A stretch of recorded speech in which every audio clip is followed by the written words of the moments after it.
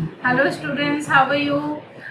You must have gone through the previous sessions, clear, and you must have got the informations about that. Clear? We know that today we are in our last topic we have discussed about the food poisoning. Clear? Food poisoning में हमने क्या देखा कि जब food items spoil हो जाते हैं with due to some microorganisms infection, तो we can see कि किस तरह की प्रॉब्लम्स हो सकती है. आप सीनियर क्लासेस में पढ़ेंगे कि some food poisoning which is known as botulism, वो तो इतनी ज़्यादा सीवियर हो सकती है कि उसकी वजह से जो आपके बॉडी की मसल्स हैं, विसरल मसल्स, वो काम करना शुरू कर सकती हैं and it can cause paralysis and instant death भी हो सकती है. सो सबसे इम्पॉर्टेंट पॉइंट होता है कि अगर हमें फूड आइटम्स को प्रॉपरली यूज़ करना है तो हमें उसका फूड प्रिजर्वेशन करना पड़ेगा, यानी फूड को प्रॉपरली प्रिजर्व करके रखना पड़ेगा, जिसकी वजह से हम बहुत लंबे समय तक फूड को स्टोर कर सकें और उसको हम कंज्यूम कर सकें. तो you must have started about the different preservatives, जो टेक्निक्स है जो हम घर में भी आमतौर पे यूज़ करते हैं. अगर बहुत स्मॉल सा एग्जांपल लें तो हम देखते हैं घरों में जनरली हम लोग इस फूड को जो है वो प्रिजर्व करके रखते हैं. किस तरह से? जैसे अगर हम लोग सीड्स की बात करें, हम पल्सेस जो यूज़ करते हैं या फिर जो होल ग्रेन्स यूज़ करते हैं, that what we are using that for the further use ना. अब वो तो प्रोडक्ट कब का बना था, अगर वो फ्रेश प्रोडक्ट होता तो क्या फ्रेश प्रोडक्ट लंबे टाइम तक यूज़ हो पाता? नहीं हो पाता ना. तो फूड प्रिजर्वेशन के बारे में हम पढ़ेंगे कि what are the different techniques to preserve our food. Clear? Okay, so let's move.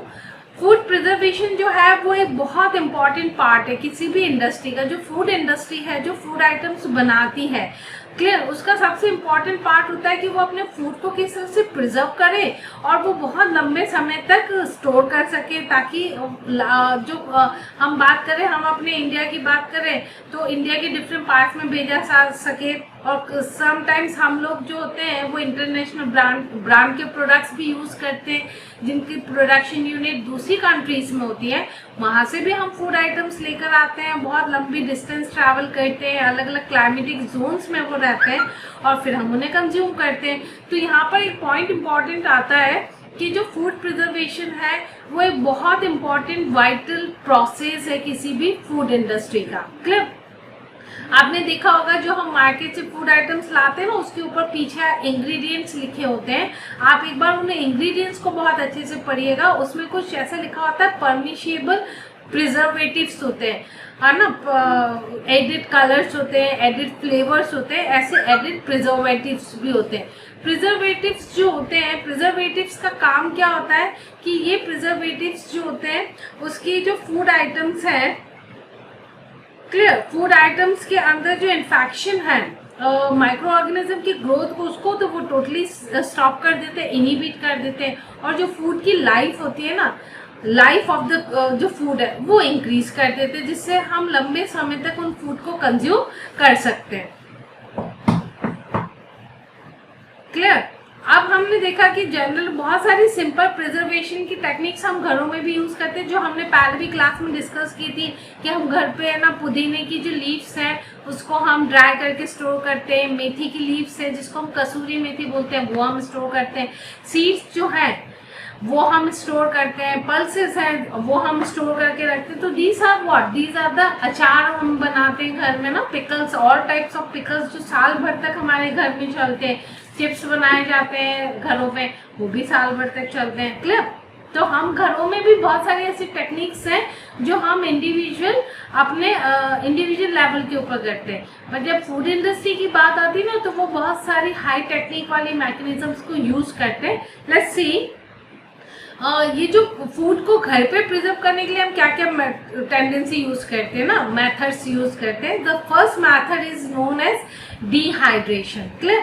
जब हम डिहाइड्रेशन की बात करते हैं तो हम क्या पॉइंट बोलते हैं, यानी हम डिहाइड्रेशन के अंदर उसका पानी सुखा देते हैं. क्लियर? आपने देखा ही होगा डिहाइड्रेशन की टेक्निक्स अपने घरों में, जो भी हमने बात की कि धनिया की पत्ती सुखाना, पुदीने की पत्तियों को सुखाना, दीज आर व्हाट, अमचूर बनाना, इसलिए मैंगोज की स्लाइस को कट करके हम उसको सुखाते हैं. जिंजर को हम सुखाते हैं. इवन जब रॉ टर्मरिक आती है कच्ची हल्दी आती है, हम उसको भी सुखा के घर में यूज़ करते हैं और बहुत लंबे टाइम तक हम स्टोर करते हैं। तो that method is known as dehydration. फिर नेक्स्ट आता है फ्रीजिंग। घरों में हम फ्रीज यूज़ करते हैं, चॉकलेट्स वगैरह है, बहुत सारे ऐसे आइटम जिनको लो टेम्परेचर पे रखना है, बटर है, मिल्क है, क्लियर, इस तरह की चीज़ें हैं, चीज़ है, पनीर है, ये सब चीज़ें हम फ्रीज करके रखते हैं, क्लियर। जूसेस हैं, जैसे लिखा हुआ होता है कि वंस इट इज़ ओपन तो उसको आपको फ्रीज में रखना है। तो ये सारी बहुत सारी चीज़ें हैं जिनको हम घरों पे फ्रीजिंग करके स्टोर करके रखते हैं। देन आता है इंक्रीजिंग टेम्परेचर। अब इंक्रीजिंग टेम्परेचर का अगर आपको एग्जांपल याद हो तो हम घर में जैसे ही दूध लेकर आते हैं ना बाहर से पैकेट से, हम उसको सबसे पहले घर पे आकर बॉईल करते हैं, क्लियर। तो हम टेम्परेचर को इंक्रीज करके क्या करते हैं, अगर उस बॉईल में कोई पैथोजेंस है, कोई माइक्रो ऑर्गेनिजम्स हैं, तो वो क्या हो जाता है, उस हाई टेम्परेचर के ऊपर किल हो जाते हैं। फिर हम अपने दूध को वापस ठंडा कर देते हैं फ्रीज में रखने से पहले, क्लियर। तो वो एक नॉर्मल पाश्चराइजेशन टेक्निक ही है जिसको अभी हम बहुत डिटेल में आगे कमर्शियल लेवल पे पढ़ने वाले हैं। पर घरों में क्योंकि अगर हम दूध को इंस्टेंट गर्म ना करें ना और थोड़ी देर रख दें तो वो दूध फट जाता है। आप पूछिएगा अपनी मदर से, आपको ज़्यादा आइडिया होगा। अगर कोई आप लोग अगर खुद घर के कामों में इंटरेस्ट लेते हैं तो आपको भी पता होगा कि दूध लाते ही सबसे पहले उसको बॉईल करने रखा जाता है।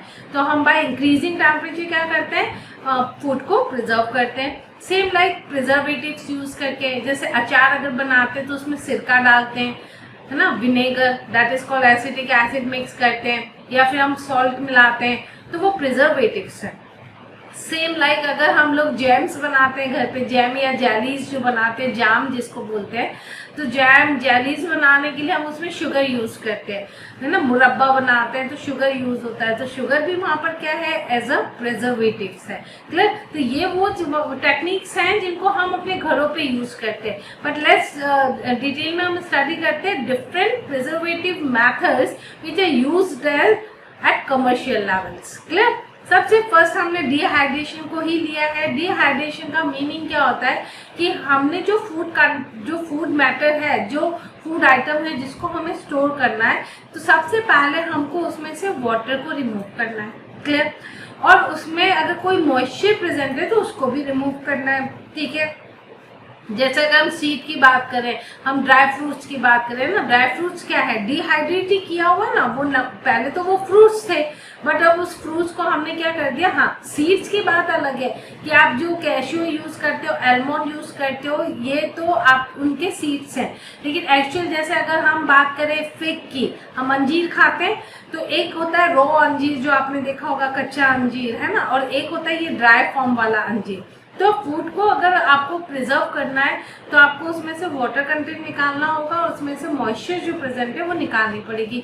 तो जो भी हम लोग होल ग्रेन्स यूज करते हैं, और उस होल ग्रेन्स को क्या किया जाता है, सीड को अगर आप बहुत दिनों तक जो जिनमें मॉइस्चर है, सपोज आप उसको बंद करके रख दोगे एक डब्बे में, तो वो तो उनमें फंगल इन्फेक्शन आ जाएगा, बैक्टीरियल इन्फेक्शन जो हम घर में देखते हैं, जर्मिनेट हो जाएंगे वो। लेकिन उनको अगर हमें पूरे साल भर स्टोर करना है तो हम पल्सेस और सीड को, होल ग्रेन्स को क्या करते हैं, ड्राई फॉर्म में स्टोर करते हैं। और ड्राई फॉर्म में लाने के लिए हमें उसमें से पूरा जो उसका वाटर कंटेंट है, मॉइस्चर है, वो सब वहाँ से रिमूव करवाना पड़ता है। क्यों?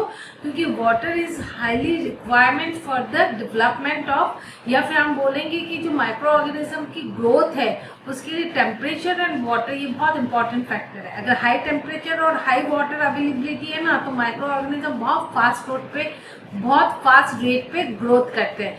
तो वाटर अगर नहीं होगा तो जो माइक्रो ऑर्गेनिजम्स हैं दे विल स्टॉप ग्रोइंग, और अगर माइक्रो ऑर्गेनिज्म ग्रो नहीं करेंगे तो हमारा फूड जो है स्पॉइल नहीं होगा, ठीक है। आपने ज्यादा जगह पे देखा होगा सन ड्राइंग की जाती है। सन ड्राइंग का मतलब क्या होता है, आप उस चीजों को फैला ले धूप के अंदर और धूप में वो चीजें सूख जाती है, उसका सारा मॉइस्चर उड़ जाता है। This is a commonly known as sun drying, ठीक है।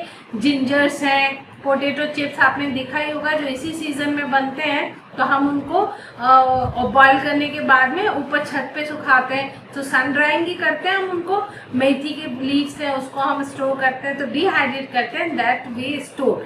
यहाँ पर एग्जांपल दिया हुआ, सी द मैंगो, इस मैंगो को भी हम मार्केट में मिलते हैं ना ये ऐसे ड्राई मैंगो की स्लाइसेस, तो कैसे की जाती है, हम इसको घर पे भी कर सकते हैं। मैंगोज को काट करके उसकी लीव्स को कई लोग सन ड्राइंग भी करते हैं और कई बार फ्रूट्स के लिए हम लोग जो थे उसको शेड ड्राइंग भी करते हैं, यानी उसको हमें धूप में रखने पे तो कभी कभी काला पड़ जाता है, तो आप उसको शेड में रख के भी सुखा सकते हैं। तो this is the method of dehydration.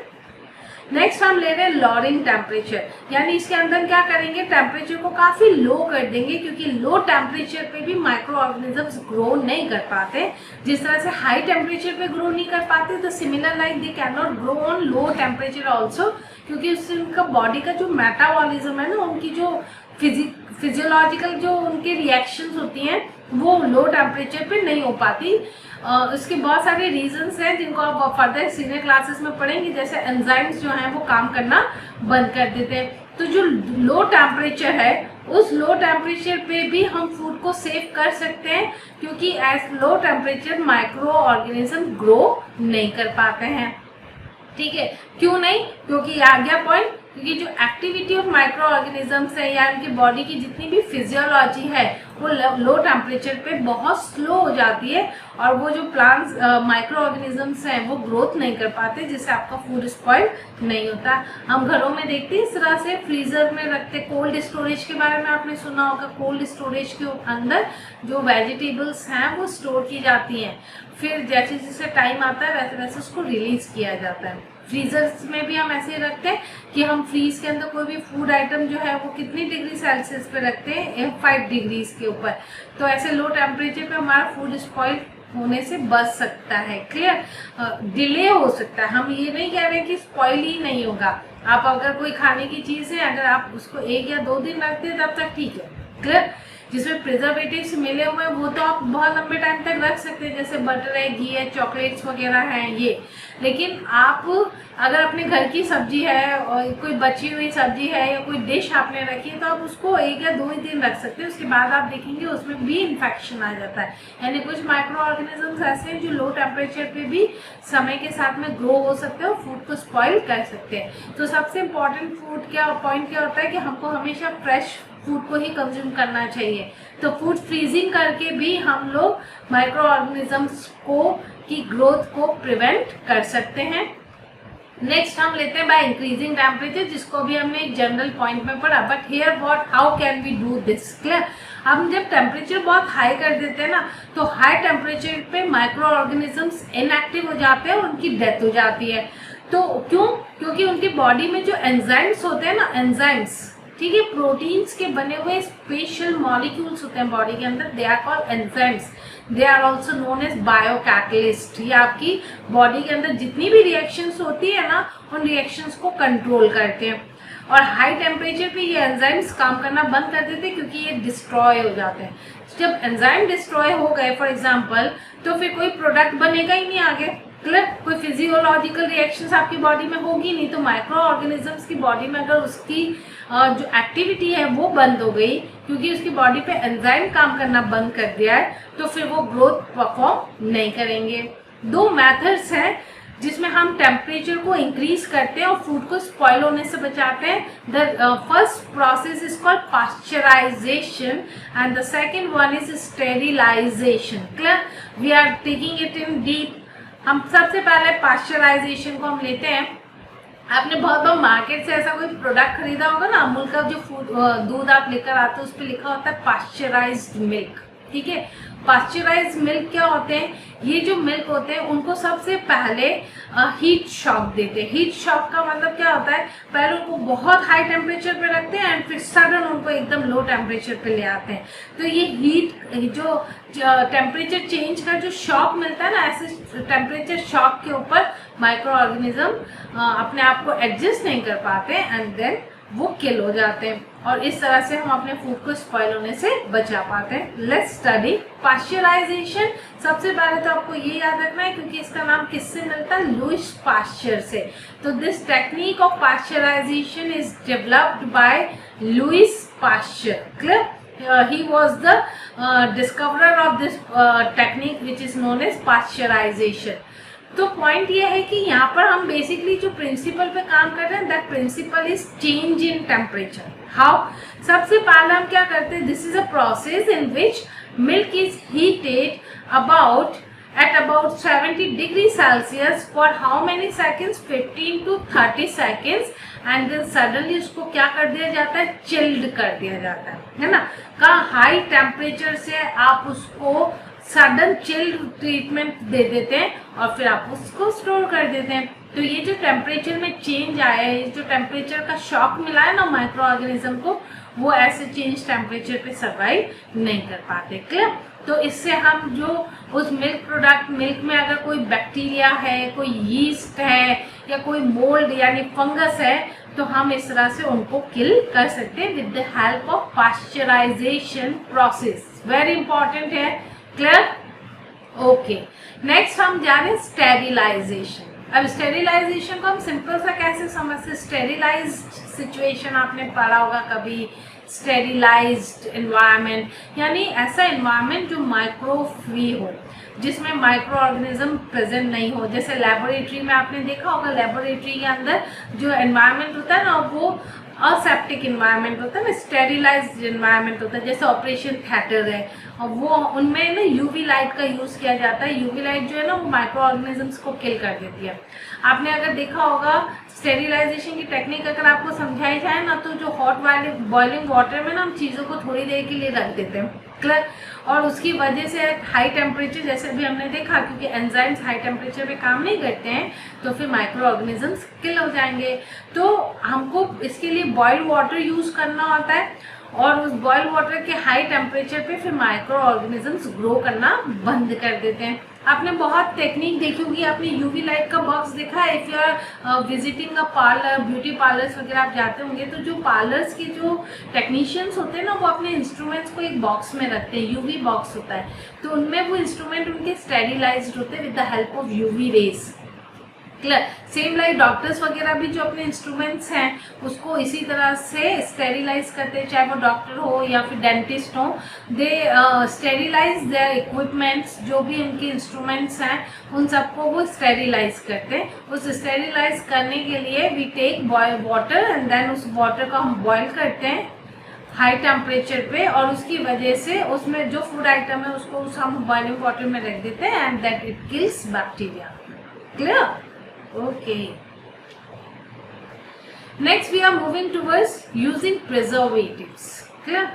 Preservatives are of different types. Clear? कुछ केमिकल प्रिजर्वेटिव्स भी होते हैं जो मार्केट के जो फूड प्रोडक्ट्स हैं ना उसमें मिलते हैं, पर sometime these preservatives are very harmful. Clear? Too much use of preservatives ऐसा कंसीडर किया गया है कि ये प्रिजर्वेटिव्स की वजह से हमारे बॉडी में बहुत सारे चेंजेस हो जाते हैं। इन प्रिजर्वेटिव्स की वजह से ही हमको फ्यूचर में बहुत सारी दिक्कतों का सामना, फिजिकल प्रॉब्लम्स को फेस करना हो सकता है एंड इन सम केसेस तो कैंसर्स भी हो सकते हैं। हालांकि वो लिखा होता है उसके ऊपर कि परमिटेबल प्रिजर्वेटिव्स ही वो यूज़ कर रहे हैं और नॉर्म्स के अकॉर्डिंग ही वो प्रिजर्वेटिव्स यूज़ कर रहे हैं, but still too much use of preservatives is very harmful. इसलिए जनरली आपके पेरेंट्स जनरली आपको ये बात बोलते होंगे कि पैक्ड फूड नहीं खाना चाहिए, जैसे बिस्किट्स हैं, जैम, जेलीज हैं, क्लियर, सॉस हैं, ये सारी चीज़ें जो है, वेफर्स हैं, मार्केट में जितने टाइप के स्नैक्स आइटम्स आते हैं, क्योंकि इनको लंबे टाइम तक स्टोर करना है तो उनमें प्रिजर्वेटिव्स ऐड करना ज़रूरी हो जाता है। बट हम घरों में भी इन टाइप के प्रिजर्वेटिव्स को यूज़ करते हैं। लेट्स टेक अ एग्जांपल, हम सॉल्ट यूज़ करते हैं as a preservative, sugar use होती है, then lemon juice and oil and spices. Clear? ये सब क्या है? ये प्रिजर्वेटिव्स है। How they are working? तो लेट्स टेक एग्जांपल। तो ये जो हमने प्रिजर्वेटिव्स पढ़े ये हमें नुकसान नहीं पहुंचाते। जैसे हम घर में जैम, जेलीज बनाते हैं, पिकल्स बनाते हैं, पापड़ बनाते हैं, चिप्स बनाते हैं, तो उनमें हम ये सॉल्ट, शुगर है, ऑयल है, स्पाइसेस इनका यूज़ करते हैं। बट एक दूसरे जो मेथड्स होते हैं उनमें केमिकल प्रिजर्वेटिव्स यूज होते हैं, जिसके बारे में अभी हमने डिस्कस किया। क्लियर?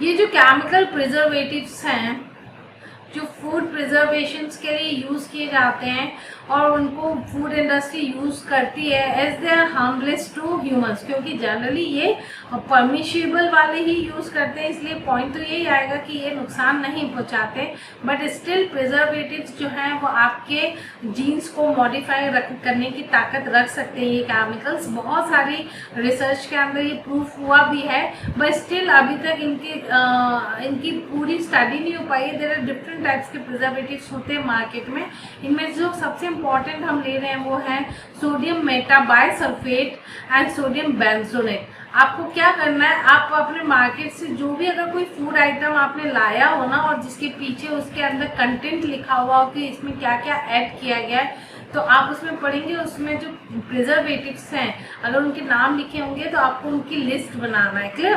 तो ये कैसे प्रिजर्वेटिव्स होते हैं जिनको कमर्शियल लेवल के ऊपर यूज किया जाता है, that is sodium metabisulphite and sodium benzoate.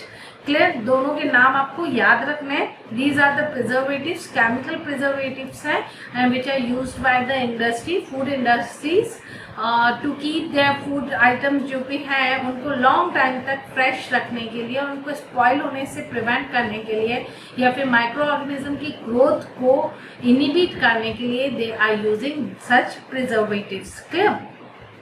Common salts की अगर हम बात करें तो कॉमन सॉल्ट का जो फॉर्मूला होता है, chemical formula, that is sodium chloride. Clear? जो सॉल्ट हम घरों पे यूज करते हैं, we are talking about that salt sodium chloride, वो भी हम घर में प्रिजर्वेटिव की तरह यूज करते हैं। जैसे हमने कहा कि सबसे इम्पोर्टेंट या क्वेश्चन बनता है कि how salt is use as a preservative, तो हम जो पिकल बनाते हैं घर पे उसमें हम क्या यूज करते हैं, सॉल्ट यूज होता है पिकल्स में। क्लियर? चाहे हम किसी भी टाइप का पिकल्स बनाए तो पिकल यानी सॉल्ट का काम क्या होता है उस पिकल्स में, तो सबसे पहले ये वाटर को रिमूव कर देते हैं। किसमें से? बैक्टीरिया की बॉडी में से, फूड आइटम में से नहीं। ये डिहाइड्रेशन का प्रोसेस नहीं है, माइंड इट। क्लियर? डिहाइड्रेशन नहीं हो रहा है यहाँ पर। हम क्या किया है, वाटर को रिमूव कर देते किसकी बॉडी से? बैक्टीरिया की बॉडी से। और ऐसी सिचुएशन में देन बैक्टीरिया विल किल। तो इस तरह से बैक्टीरिया या फिर कोई दूसरे माइक्रो ऑर्गेनिजम्स हैं उनको इस तरह से किल कर दिया जाता है, या कोई फंगल सेल है तो उनकी बॉडी में से वाटर को एक्सट्रैक्ट हो जाते हैं और एक्सट्रैक्ट हो जाने के बाद दे कैन इजीली किल। तो this is the role of salt in pickle. Then same preservation by the sugar. तो हम जितने भी स्क्वैशेस हैं, कोई भी हम लोग शरबत बनाते हैं या जैम या जेलीज बनाते हैं, मुरब्बा बनाते हैं, इन सब में भी हम शुगर लेते हैं। तो सेम शुगर का भी वही काम है जो सॉल्ट का काम है कि ये जो है माइक्रोब्स की ग्रोथ को क्या करते हैं, रेस्ट्रिक्ट कर देते हैं। How they are restricting? तो similar like they also remove the moisture content, उसको बहुत लो कर देते हैं मॉइस्चर कंटेंट को, या फिर उनको डिहाइड्रेट कर देते हैं माइक्रो ऑर्गेनिजम्स को। और जब माइक्रो ऑर्गेनिजम्स का डिहाइड्रेशन हो जाता है तो देन वो किल हो जाते हैं। क्लियर? हमने जो आगे का डिहाइड्रेशन पढ़ा है ना उसमें हम फूड आइटम्स का डिहाइड्रेशन कर रहे थे। क्लियर? और डिहाइड्रेशन हो जाने की वजह से बैक्टीरिया उन पे ग्रो नहीं कर पाते थे। इस केस में हम बैक्टीरिया माइक्रो ऑर्गेनिजम्स का डिहाइड्रेशन कर रहे हैं, तो उनकी बॉडी से हम पानी को रिमूव कर देते हैं जिसकी वजह से वो सर्वाइव नहीं कर पाते और फिर वो फूड को स्पॉइल नहीं करेंगे। नेक्स्ट आता है ऑयल, विनेगर, स्पाइसेस। तो यहाँ पर भी बहुत सारे हम पिकल्स जो घर में बनाते हैं, देखा है आपने पिकल्स में बहुत सारा ऑयल यूज होता है, सेम लाइक विनेगर भी यूज होता है और बहुत सारे स्पाइसेस हम उसमें ऐड करते हैं। तो दीज ऑयल, विनेगर, स्पाइसेस, इनका भी काम क्या है कि ये भी एक ऐसा मीडियम डेवलप करते हैं, medium which is not suitable for bacteria, which is not ideal for bacteria. तो ऐसे हार्श क्लाइमेट के अंदर फिर बैक्टीरिया या फिर कोई दूसरे माइक्रो ऑर्गेनिजम्स ग्रो नहीं कर पाते, और जब वो ग्रो नहीं करेंगे ऑब्वियसली तो आपका फूड जो है वो बहुत लंबे समय तक फ्रेश रहेगा और आप उसको बहुत लंबे समय तक घरों में या फिर मार्केट में आप स्टोर करके रख सकते हैं। So you are getting all the points are clear.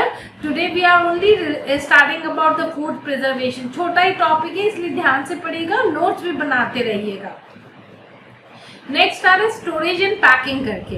अब स्टोरेज और पैकिंग करके हम कैसे कर सकते हैं, तो हम घरों में जनरल देखते हैं ना मार्केट में बहुत एयर टाइट कंटेनर्स आते हैं, या फिर हम कहते हैं कोई कुकीज़ हमने बनाई है या हमने कोई केक बनाया है तो उसको एयर टाइट या कंटेनर्स के अंदर रख दिया जाए ताकि एयर जब अंदर एंटर नहीं करेगी। तो बेसिकली जो कॉन्टामिनेशन किसके थ्रू होता है, एयर के थ्रू होता है। तो अगर आप एयर टाइट कंटेनर्स में रख दोगे तो बाहर से जो एयर है वो अंदर एंटर नहीं करेगी और बैक्टीरिया और फंगस जो है वो फूड आइटम पे ग्रो नहीं कर पाएंगे। क्लियर? तो these are the various techniques of preservation which we have studied. तो हम ये चैप्टर आज यहाँ पर एंड करते हैं, हमारा ये चैप्टर यहाँ फिनिश होता है। It's a very important chapter. Clear बेटा? बहुत अच्छे से आप पढ़िएगा इस चैप्टर को। इसमें जो जो टॉपिक्स हमने पढ़े हैं clear.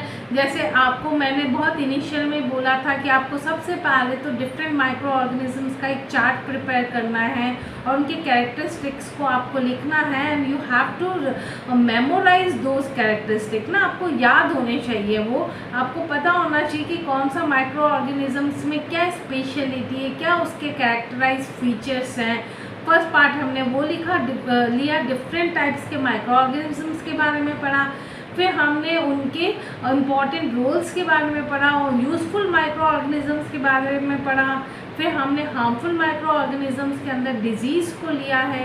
Disease is a very important segment क्योंकि आपको आगे चलते हुए काफ़ी स्टैंडर्ड्स के अंदर डिजीज़ वाले चैप्टर आएंगे, but here we have taken at the very basic level पे हमने डिजीज़ को लिया है। वहाँ पर भी मैंने आपको एक क्वेश्चन दिया था कि आपको एक तो वेक्टर और कैरियर के बीच का डिफरेंस लिखना है, फिर कम्युनिकेबल एंड नॉन कम्युनिकेबल के बीच का डिफरेंस आपको तैयार करना है।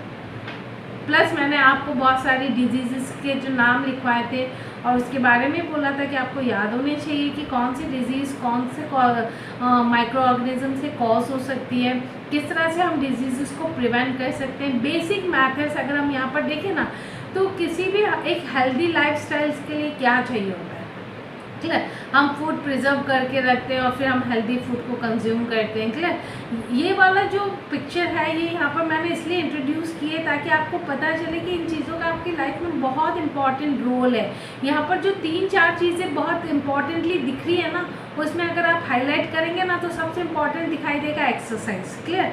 चाहे वो जॉगिंग हो, साइकिलिंग हो, सोकर खेलो, वेट लिफ्टिंग कर रहे हो आप, ठीक है, आप अपना फुटबॉल खेलते हो या रैकेट खेलते हो, आउटडोर एक्टिविटीज़ में अपने आप को इन्वॉल्व करना बहुत ज़रूरी है क्योंकि physical activities very very much required, क्योंकि यही फिजिकल एक्टिविटीज़ नहीं होने की वजह से आप अभी तो आपकी ग्रोइंग एज है, आपकी बॉडी में बहुत स्टेमिना है, आपकी बॉडी कोप अप कर पाएगी, बट जैसे जैसे टाइम आगे बढ़ेगा ना आपकी बॉडी जो है वो वीक होना स्टार्ट हो जाएगी। और अगर आपने अपनी लाइफस्टाइल को मैनेज नहीं किया हुआ होगा तो आपको बहुत सारी डिजीज़ेस होने के चांसेस हैं, आपकी जो हेल्थ है वो काफ़ी डिटीरियोरेट हो सकती है, आप बीमार पड़ सकते हो। क्लियर। आप बहुत सारी चीज़ें ऐसी हैं जो नहीं कर पाएंगे लेटर एज के अंदर, इसलिए सबसे इम्पॉर्टेंट चीज़, the most important thing which we are discussing here is कि हेल्दी लाइफस्टाइल मेंटेन करना means a proper regular yoga and exercise should be mandatory होना चाहिए आपकी लाइफ में। You should must have engage your self in outdoor activities और sports में you have to engage your self, should not कि you are always sitting in front of laptop and mobile and you are watching games and videos and whatever. Clear. That's good. अभी तो important है, हम देख ही रहे हैं कि आपकी पढ़ाई इसी मीडियम के थ्रू हो रही है तो आपको इन गैजेट्स का यूज़ करना ही पड़ेगा, बट फिर भी जब आप पढ़ाई भी कर रहे हैं तो don't sit for a longer period ना in front of these gadgets. इसमें से बहुत हार्मफुल केमिकल रेज निकलती हैं, माइक्रोवेव्स निकलती है जो आपको नुकसान पहुंचा सकती है। हेल्दी फूड कंज्यूम करने का, प्लस टाइम से जल्दी उठने का, early to bed early to rise ना, कितने बचपन से सीखते आ रहे हो, जब नर्सरी में प्ले ग्रुप में थे तब से सीखते हुए आ रहे हैं, तो उन फंडामेंट्स को अपनी लाइफ में अप्लाई करिए क्योंकि जो लाइफ है वो आपने देखा होगा कि सो ब्यूटीफुल है ना लाइफ जो है। आप देखिए आपको लाइफ मिली है, you can enjoy your resources है, और बट हम इस लाइफ को स्पॉइल नहीं कर सकते। हेल्दी लाइफस्टाइल मेंटेन करके हम अपनी बॉडी को माइक्रो ऑर्गेनिज्म से प्रोटेक्ट कर सकते हैं, हम अपनी बॉडी को सेफ रख सकते हैं, हम डिजीज़ फ्री इन्वायरमेंट में सर्वाइव कर सकते हैं। और लास्ट में हमने फूड प्रिजर्वेशन पढ़ा है, ठीक है, कई चीज़ों को प्रिजर्व करना ज़रूरी भी होता है, but her bar preservative foods के ऊपर ही कंज्यूम नहीं, फ्रेश फूड यूज़ करने की आदत डालना होना चाहिए। इंस्टेड ऑफ यूजिंग, अगर हम बटर खाते हैं या फिर चीज़ खाते हैं तो बेटर है हम उसके बजाय मिल्क कंज्यूम करें, हम कर्ड कंज्यूम करें, हमारे घरों के अंदर जो फ्रेश हमारी मदर स्नैक्स बनाती है वो यूज़ करें, वो कंज्यूम करें, वो खाएं, बजाय कि हम लोग मार्केट से जो हैं वो स्नैक्स पैकेज लेकर आए उनको कंज्यूम करें, क्योंकि एनी हाउ उनमें केमिकल्स तो एडेड होते हैं और ये केमिकल्स आपको किस लॉन्ग रन में किस तरह से नुकसान पहुँचाएंगे नो वन नोस। इसलिए अपने लाइफ में एक हेल्दी लाइफस्टाइल मेंटेन करिए and stay safe, stay healthy. और इस चैप्टर को बहुत अच्छे से एक बार एनसीईआरटी से पढ़ लीजिएगा, सेशन को बार बार पढ़िएगा, तभी आपको पॉइंट्स क्लियर होंगे। अपने छोटे छोटे पॉइंट्स जो होते हैं, जो आपको समझ में आ रहा है, start writing all these notes. और at the end of chapter के एंड में हम आपको एक डीपीपी भी देंगे that you have to solve it out. तो जो भी दिक्कत आपको आती है इन केस रिगार्डिंग टॉपिक या question, you can direct me any time, my number is given. तो कोई दिक्कत नहीं होगी आपको, बस डाउट्स आपको पढ़ना है अच्छे से, तभी आपके डाउट्स निकलेंगे। And for doubts you can contact me any time. Thank you everyone.